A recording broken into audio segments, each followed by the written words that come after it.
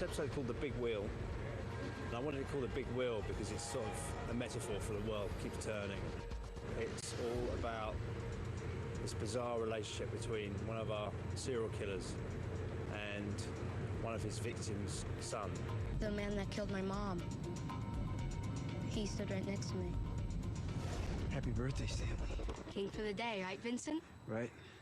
I really wanted to spend some time with the killer for this episode, and we wanted to do a day in the life of the killer. So you start out seeing the day in the life of this killer, and then you realise he's filmed it all with his glasses.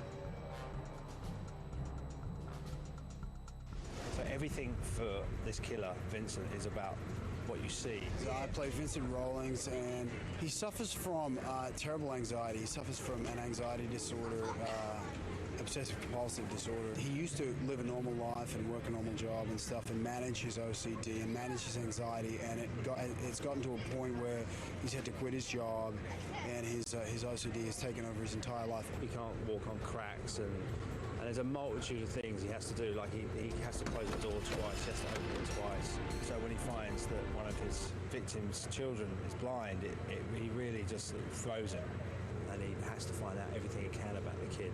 He becomes obsessed with this boy, and he doesn't know why, and his OCD kicks in, and it's an OCD obsession with the kid at first. And then we realise there's an even deeper connection with the killer. Stanley comes out and finds his mother dead, and Stanley's a blind boy, and he knows something's wrong, and he senses somebody else there. And what happens is Vincent sees this boy, and the reason he spares life is because in that moment, Stanley is the manifestation of the last vestibule of innocence within Vincent. He joins a mentor group so he can get closer to this kid who's now an orphan, and he becomes a part of this kid's life. And through the rest of the episode, we witness Vincent as he realizes this epiphany. Simon Mirren, the writer of this episode, he gave me the script to read, and I was really touched by the journey of this character. I like to have really strange twists and turns. It's quite a layered story. Did Vincent talk to Stan about adventures that they could take, places they could visit? What are Stanley's favorite things to do? He just likes to make things, to build things. Vincent used to help him. The construction sets? Yeah.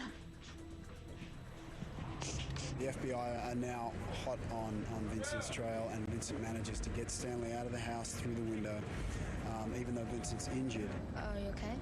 And on the bleeding out, and get Stanley to this amusement park and on the Ferris wheel.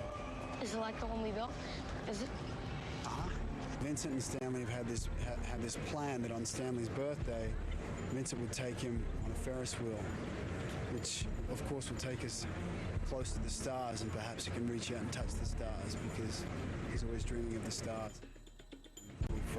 We're shooting the exchange between Vincent and Stanley. This is the big wheel scene, the end of the show, the final moment when our BAU arrive thinking the worst, that this killer's going to throw this child off the top of the big wheel.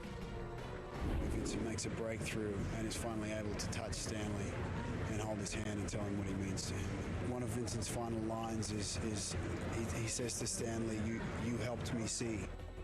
It's a beautiful story. They rush in. He's up top! To find that the killer is in fact now deceased. Morgan runs in and picks up young Stanley and carries him off like a hero should. It's my job as an actor to elevate material off the page.